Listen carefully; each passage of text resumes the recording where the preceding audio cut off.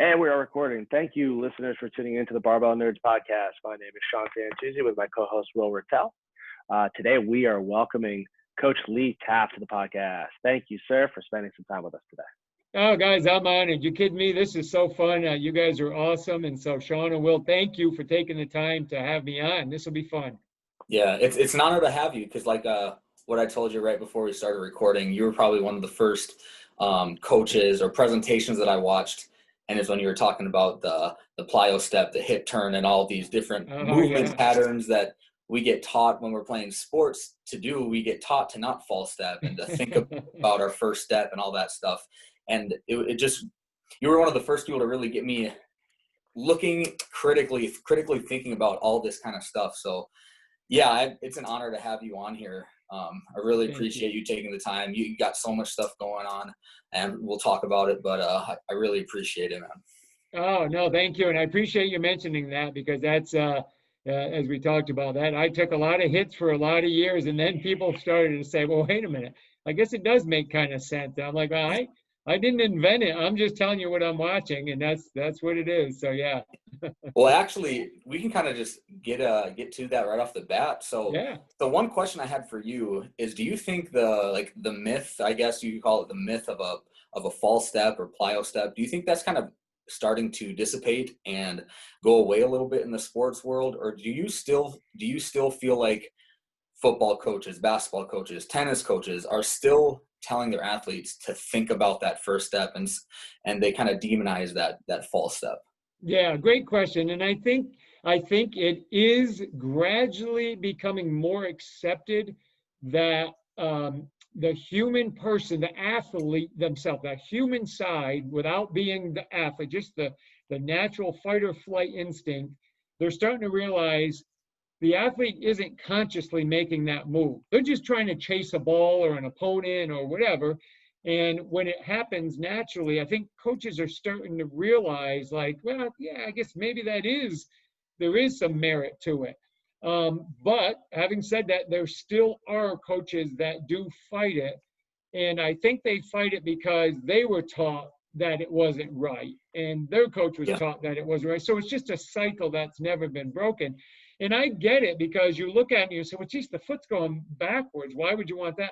The thing I try to make it clear is the athlete's center of mass isn't moving backwards. The foot is repositioning to create a quicker response off the ground. And if we look at physics, we understand, well, we're creating greater angles of force application, which gives us an action reaction. We're getting greater stiffness through the musculotendinous unit. The foot is being organized better to be able to accelerate. And we're now in a tilted pattern versus a vertical pattern, which is really hard to accelerate from. So when we start doing the math and we look at it, it's like, well, yeah, it kind of does make sense, that the athlete does that naturally. So yeah, it's kind of cool to watch and see. And that's how I learned it in the first place. Back when I was a college athlete in the 80s, I was always told, don't do that. Don't step back. It's a full step. And I started watching film and I noticed, well, everybody's doing it. And I said, I know I'm not thinking footwork when I'm guarding somebody in basketball or playing tennis. I know I'm not thinking that. It just happens. And that's what kind of started this whole thing, 30 something years later. So yeah, it's kind of cool. You really revolutionized like how people take that first step, and even just to create, like you said, create stiffness within the ankle. I guess my question on how to expand on that, in your training for your athletes, how do you train that ankle besides just practice? What are some of the things you do to help create that in a weight room setting, create that ankle stiffness, because it still has to have mobility as well? Absolutely, yeah. So I think you can position the foot where you want it based on different range of motions. And we can do like we know stability or isometric or static type training is a really good way to build tremendous amounts of tension. We can do it in a split squat. We can get on a slant board. We can do some of Cal Dietz, who's done some great stuff with foot things. There's a lot of things that we can do to strengthen the foot in a much more controlled setting. And then we can kind of carry that along into a little bit more dynamic, maybe even various forms of heavy carries and walking, because now you're taking that potential pause position of, let's say, a split squat when you're on the ball of your foot and the heel's off the ground. So now we're really training that gastroc, that soleus, the whole foot complex to manage. But now we can walk with heavy load, maybe a hex bar, get in a hex bar and load it up, or dumbbells, and walk, and just walk slow and go heel toe, pause, heel toe, pause. Things like that are great ways to develop strength and responsiveness to that weight and shiftedness, because it's not just, even though we're walking sagittally, it isn't just sagittal. We have to be able to control that stiffness in all three planes of motion. So those are some great ways. And then, of course, Sean and Will, we start building into like pogo jumps, or, quick hops and quick jumps and things of that nature that automatically start to build that elastic response, which is a dynamic form of that stiffness we want. Yeah. Do you think there is some sort of general position, general archetype that you would consider like an athletic position that that you could say you see in every sport, whether it's basketball, tennis, and maybe it's on the ball of your foot, maybe pigeon-toed or toe straight forward, slight hip flexion, slight knee flexion? Is there a position that you would say every athlete should get strong and comfortable and good into this so that they can accelerate forward, backward, rotationally, diagonal 45 degree? You know what I mean? Does that make sense? Yeah, I do. Man, that's a great question, because I really do. I think, obviously, all of us, like if you took the three of us, all of us probably have a level of knee bend and hip bend and ankle dorsiflexion that's kind of our sweet spot, right? I've always been a big fan of not forcing athletes to get too low unless they exhibit that really powerful concentric ability. Like they can just explode out of a low position. If not, or even that athlete, I think there's that 45-degree knee bend or above, kind of like if you can picture a basketball player shooting a jump shot. They don't go down to a half squat, but yet their legs aren't completely straight. It's kind of that mid-range, a little bit above a 45. I think that spot right there, when the foot is straight ahead, like if the foot's turned out, I think we enter into plantar flexion, but for some athletes, they have to, based on range of motion. We don't want to be too pigeon-toed, because then we lock up on the lateral aspect of the ankle. But I think if we can get that forward foot position, dorsiflexed, and then have the ability to respond quickly and use that elastic energy we talked about a minute ago to be able to explode. So I really do. I think if you can get an athlete, because most of the time when you think about it, we're rarely still, right? Like a base stealer might get in a stance, they might stop, set their feet, and then explode when they're ready to go, unless they're doing like a secondary lead. But most athletes have a little bounce, or either doing something, getting ready to go. But you never see anyone get way down low, like you would do in maybe a front squat, you break parallel. You would never see that. It's always above that, because now they can access not only the biomechanical benefits, because we're stronger the straighter we are, but we have enough bend to take advantage of elastic energy. And the part that most people miss, we have to have enough hip bend and knee bend, meaning our center of mass is lower, because if I have to quickly accelerate on an angle, I have to have enough leg length to push outside my body to go in that direction. If I'm too tall, I can't get wider than my shoulders, because I'm so tall. The more I bend, the wider my foot can go, and that allows me to be able to explode in any direction. So yeah, I love that question, Will. That's a good question. Yeah. And so I've heard you say you don't necessarily teach movement, or you don't teach certain mechanics. And a lot of athletes are just going to self-organize to get whatever successful outcome they need in that situation. But in practice, when you're dealing with, say, a group of 10, 12, 15 youth athletes, how often do you see a situation where a kid just has like really bad mechanics that you have to go fix? And when you get in that situation, do you kind of just think, well, I don't know, they're 13 years old, they're going to grow into it and they're going to figure it out as they mature? Yeah, great. So absolutely. So I think what we want to do is we want to understand the model, of the movements that we're going to be teaching. So I have 7 movement patterns that I want every athlete to be able to do, okay? And so let's say we're working on linear acceleration. That's one of those 7 patterns. If I look at the model that should exist, the arm action stroke, the knee action, the leg position, the shin angle upon contact, all that stuff, if I look at an athlete and I understand everybody has a little bit of bandwidth to the right or the left, right? They're not perfect. They're not, because most of them aren't elite sprinters who are ideal, but they're pretty, some of them are pretty close. If I can get them to understand or at least start working towards the model, I'm very, and this took time, it took patience, and I had to learn this. I'm very comfortable now backing up and keeping my mouth shut and just letting the athlete have time to explore that movement. Now, as you're watching, if it looks like they're going the wrong way, that's when you just reorganize them really quick and say, okay, I'll check for understanding. So let's say, Will, you were my athlete. I'd say, hey, Will, do you understand what I mean by arm stroke? And I want to see your pinky in the back on that first set, you know, get up by that back shoulder or by your shoulder blade, and the front arm, I want to see your thumb somewhere up here. Do you understand that? And if you say, yeah, I do, okay, I said, just be careful because you're coming across your body and you're not opening up your elbow. Let's work on that. And maybe we'll do a couple arm drills. Let's get the legs out of it for a second, and then we'll go right back to it. So I'll use a lot of guided discovery, summary feedback to check for understanding.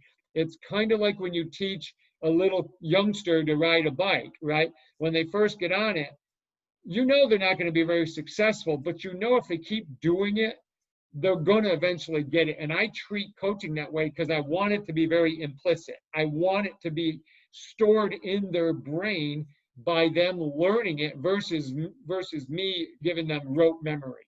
Because then when the moment comes when they can't think about it, they need to just react and not panic. That's where I think we see a lot of failures in the heat of moment in athletics, because players weren't allowed to figure things out. They were coached to. So yeah. So that's how I treat that. Yeah. Did you ever catch yourself maybe in your younger years where you were that coach that was overcoaching, overhuman, and then you just screwed this kid up, and now you've gone too far into it, and he just can't get it fixed? Oh yeah, I got some guys in their late 40s now who have kids who probably still have trauma from my overcoaching. But yeah, I feel like we all have that at times. I think so. Well, you know, I came out as my degree was phys ed, right? So I came out. I've got this teaching degree. You know, I got my certification, my license. I'm licensed to kill now, right? I can coach anybody, and I tried. Believe me. I just thought that was what we had to do. But it was funny because I remember we had professors that used to tell us, listen, sometimes just let them figure it out. Give them time. But of course, you're 22 years old. You want to fix people right now. So I did. And then over time, I just learned by studying and watching better coaches and just understood, you know what? Kids, before they could talk, learn to walk. I mean, they didn't listen to us, say, hey, put your right foot down, then your left. They figured it out, right? And most of these 7 patterns I always talk about, that's what it is. It's just movement. And so if we give them time and then correct when you think they're going south on you, when they look like they're going the wrong way, then you jump in and you get them in the right direction. Yeah. Go ahead, Sean. I was just going to say it's a really good point. And I remember whenever I was coaching my women's soccer program before I left UND, I tried to make it a rule to everyone that like you get, when we were doing like speed work, like 1 coaching cue, and then let them focus on that, and then hopefully they just could drill that into their head. And then if I had the opportunity to write that cue down, I'd ask them what I told them last time and see who remembers, and then we build off that. So it's like not overloading the system. Yep, that's right. Think about this. As humans, we learn by experiences. We learn by feel, by touch, by sound, by kinesthetic, by proprioceptive feel. So when we are being instructed on something that is as detailed as our brain's connections and synapses that have to occur, If we think we can override that, we're mistaken. Now, that doesn't mean we can't say something and the athlete can nod their head and say, yeah, I got it, coach. That doesn't mean they actually feel it. They actually know what it means until they've gone through it. That's why you see some of the greatest soccer players in the world are these kids who grew up, and you've heard this many times, who grew up playing, in the streets, whether it's in Europe or South America, and they didn't get coached, they just played. And then they started getting coached when they're like 14, 15 years old. But, when they're 7, 8, 9, 10, 11, 12, they're having to, play in the environment and accomplish tasks with better players. That's how you learn. That's the way you learn. And then if we go to a mechanical thing, like, a skill like teaching somebody how to throw a ball, yeah, you got to give them some cueing and some feedback and some technique work, but then let them go a little bit and see if they can figure it out, because it takes time. So I want to take this conversation a little bit to another route. So I want to ask you about the medicine ball, the fake throws. Because that's an exercise that I've seen you put out more, like several times, and I think it's a really cool concept. Can you just kind of go into the details and how you thought of that exercise and the purpose of it, and in what situations you use it with your athletes? Yeah, absolutely. What's so funny is there's two kind of techniques that I developed and I used, and they both came out of when I was at Bollettieri's Tennis Academy, which is now IMG. Everybody knows it as IMG, but when I was there, it was Bollettieri's. This was in 1991, and I had these athletes, tennis players that I was working with, and I was trying to get them to understand what it meant to plant and then to be able to change their body's mass real quick. And so we had these medicine balls, and I started doing stuff with them. I would make them kind of like shake it, and then just tell them, say, notice how that makes your body feel. I said, don't try to move the medicine ball, don't move your body. And then we started doing shuffles, and then they had to stop it quick violently, and that's how it started. So at the time, I didn't know really what I was doing, other than it made sense to me that if I can get them to stop their mass from moving one way by loading them above their center of mass, so the ball was above their center of mass up here versus just using their foot angle, I could get them to control it quicker, and it created amazing stiffness in their core. And so over the years, I just kept adding to it, and I kept researching a little bit more about physics and science and how that works, and that's how it developed. So now I have a whole system of being able to work with pretty much any athlete, whether I want to affect shoulder stiffness, T-spine, core, hip, opening the legs up to have attack more adductor groin region versus, closing it down and get some external rotator, lateral hip, and then integrating that with the core. So that's really how it happened. And it's amazing how quick athletes adapt to that, and it helps them create stiffness on a foot plant. And so that's really how it happened. And that was almost 30 years ago, and it just kept spiraling into what it is now.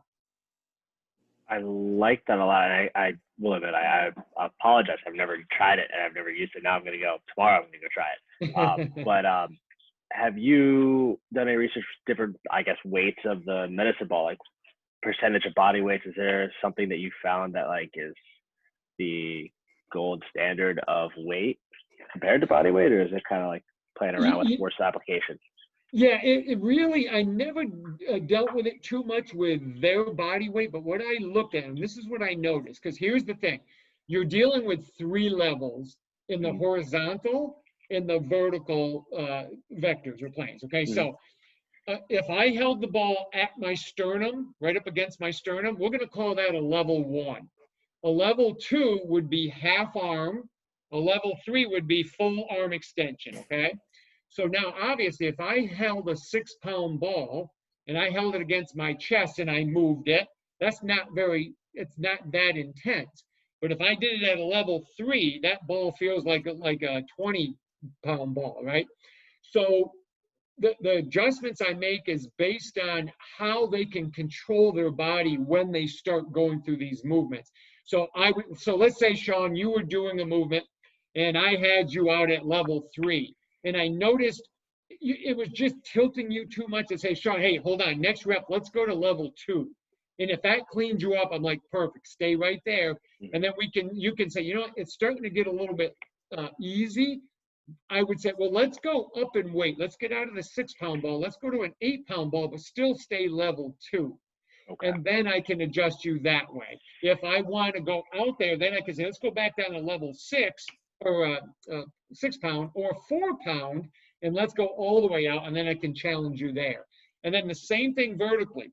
So horizontal at the chest is also for the first vertical. Half arm here is level 2, and then all the way up is level 3. So now I can challenge my frontal plane sway control. So that's basically how we do it. Okay, that makes 100% sense. I love it. It's easy. Yeah. They're tough. They're very challenging. Oh, yeah. I remember when I used to do clinics and demonstrate, I felt like I was in a fight because my ribs and my intercostals were so sore from all the violent stopping and the demonstrating of doing it. It crushed me every time. Yeah, and I've tried to throw that in with some of my tennis players too. And I don't know if I'm coaching it a little bit incorrectly, but they struggle with it. And I don't know what it is. But then what I've noticed is if I have them do a fake throw, come back the other way, and actually release the ball, and then change direction again and sprint, then it kind of clicks and they start to figure it out a little bit better. I don't know if you've kind of seen the same thing or if you've tried that variation or what your thoughts are. Yeah, well, first of all, that's very smart on your end. That's good coaching because you saw the athlete struggling and you found a solution, and that's what coaching's all about. So that's really good. Now, the best way to affect their control of it is to use an external area for them to avoid. So let's say if I always tell my athletes, I want you to go usually like from the bottom of one ear to the bottom of another. So that usually means they're going to end up at the shoulder, right? If I say shoulder, they end up outside the shoulder, Yeah. and I don't want rotation. So if I can keep it very violent and very short, like just inches, then I have them where I want. Now, if they go outside, well, all I do is I put my hand right where the threshold of how far I want them to go, and I just say, don't touch my hand, and they'll stop it violently. It happens just like that. So that's like a really intrinsic type of sensation for them. They know they can't hit my hand, and they'll stop really quick. And if I add the jab or the shuffle to it, it's amazing how quick they get, and the core just turns on and it decelerates that ball really fast. Awesome. There's one other exercise that I really like that I saw you post about is the swing lunge. You know what I'm talking about? So, and it kind of just makes me think about a kettlebell swing. And I guess this isn't really related to our conversation, but I think a lot of people kind of miss what the kettlebell swing is for. Yeah. And like, I think kettlebell swing more than anything, it just teaches rhythm and timing and coordination more than like force application, power production.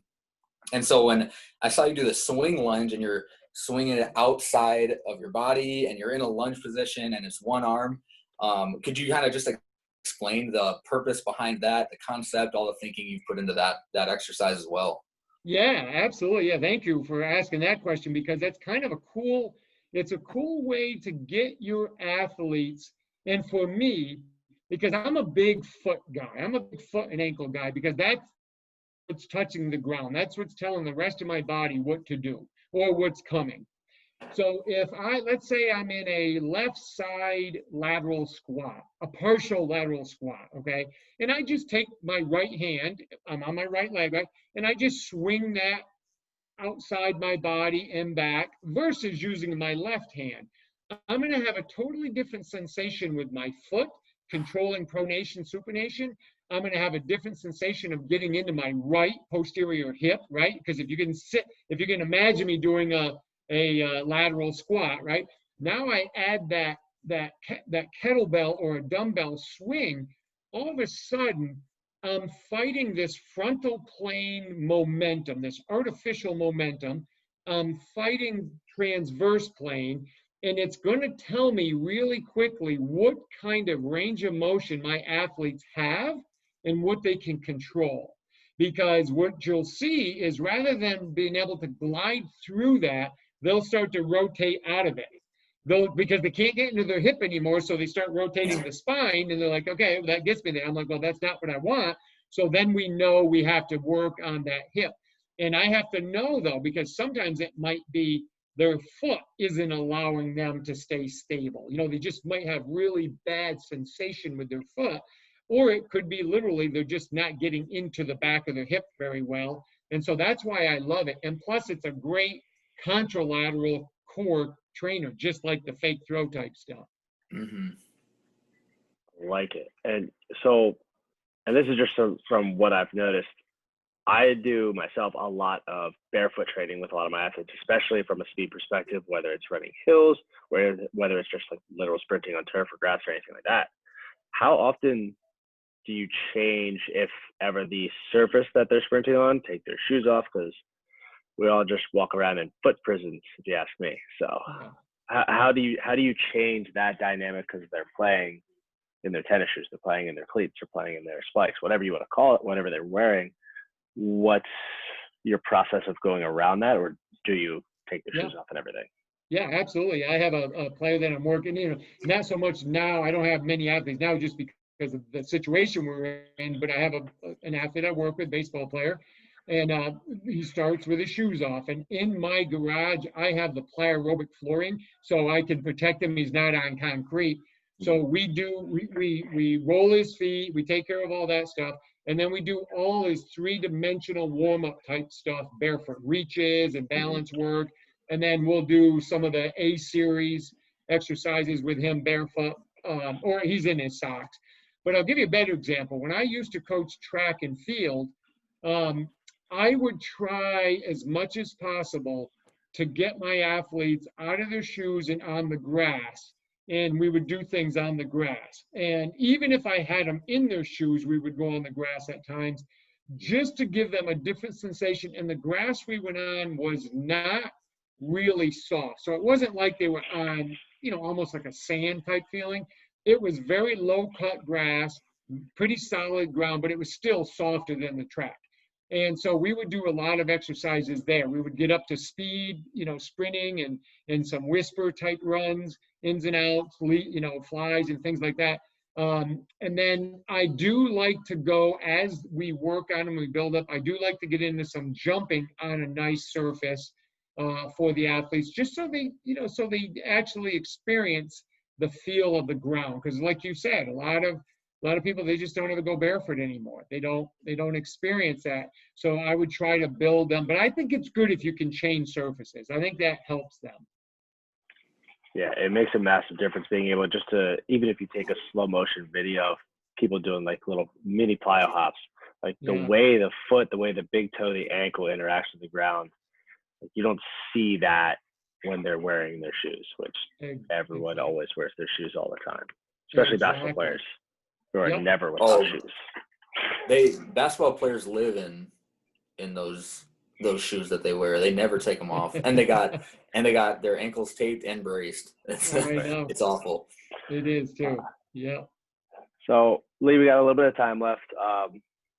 Before we get into kind of our last question that we always ask our guests, I want to first of all congratulate you. You put out your certification, your tennis speed certification. Oh, thank you. Tell us a little bit about that. Like, that's awesome. It's exciting, and go ahead, promote yourself. Oh, I appreciate that. I really do. Yeah, it's called the Certified Tennis Speed Specialist course, and it's ctss.co. Yep. And yeah, real happy with it. I started my career in strength and conditioning really in tennis because I was at Bollettieri's, which is now IMG.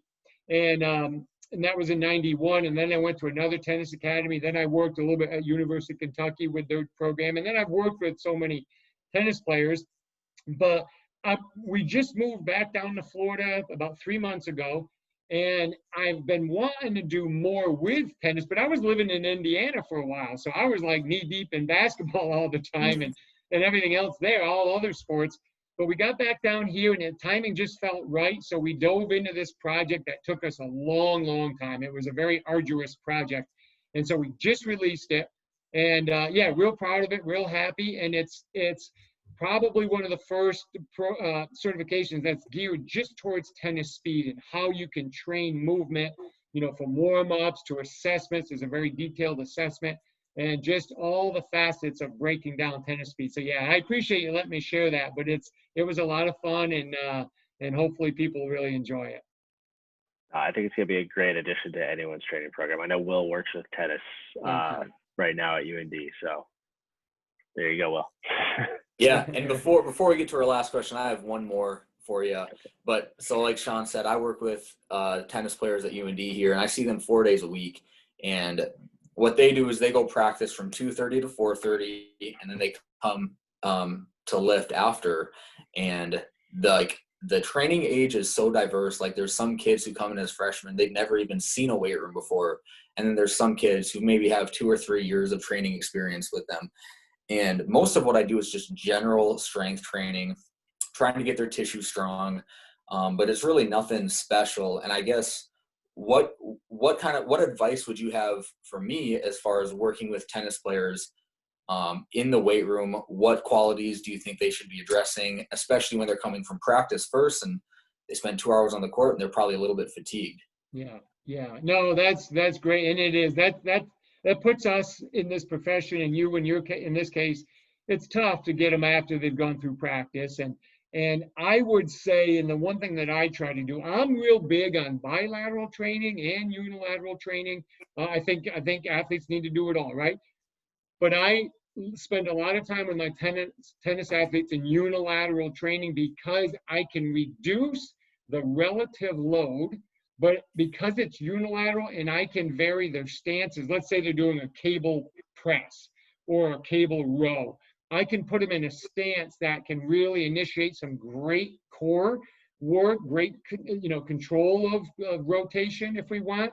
But what it does is it really works their feet a lot. It works the control of their feet. So I'm real big on going with just different types of unilateral, whether it's lower body, hinging, squatting, stepping up, pressing, pulling, because it's not too much load on their joints after they've had a hard practice, but I can get a great stimulus just because it's unilateral, and the brain is like, wow, I got to figure this out, because that's a challenge to me to stabilize it. As we're sometimes when we go bilateral, in order to get enough stimulus, we have to go heavy enough, but if they're fatigued, then we risk just the chance of them maybe not being technically sound. Yeah. Awesome. Over the last couple of years, I've really dove into that unilateral training and just it being more almost more neurally demanding. And it's I feel like it's almost easier to regress and then progress. So it is. Yep. Well, Lee, right. again, thank you so much. Yeah, thanks for taking the time to have a talk with us. We've been following you for a long time, so it's a great honor to have you on. And with that being said, we'd like to ask everyone we've had on, who is someone that we should reach out to that you may know that you would recommend for us to reach out to? Oh gosh, yeah. First of all, thank you for having me on. This was my pleasure and honor to be asked to do this. So I appreciate you guys are doing an awesome job. There's so many good people out there. But I can tell you, there's a guy who I know really, really well, Ty Terrell. Ty Terrell is with the Atlanta Hawks. He's a strength coach there. Ty was my assistant when I was in Indiana. I opened up a place. He started in the profession with me, and then he got hooked up with iFast, Bill Hartman and Mike Robertson, and he was there for a while. Now he's with the Hawks, and Ty is just phenomenal. He's a great one. There's certainly, some of the other, bigger names out there that you guys probably know if you get the Mike Boyles and the Eric Cresties and guys like that, I think are good. There's a guy who I think is doing phenomenal stuff in Philly. He owns a facility, Jason Fairheller. Jason does some really good stuff. I located right outside of Philly. I haven't spoken to him yet, but he's on my list of people to reach out to. But that is definitely a must-have too. He's a hungry coach, and he works his tail off, and he knows his stuff. He does a really good job. I've gotten to know him, and I was on a podcast that he did, and he's a real good guy too. So yeah, those are some guys that I think they just got a lot of energy and they're hungry, and I think they would be great people to interview. Awesome. All right, appreciate it. Thanks, Lee. Fun talking to you, man. Thank you, guys. I appreciate both of you. Thank you for the time. You have a great night, brother. All right, you guys too.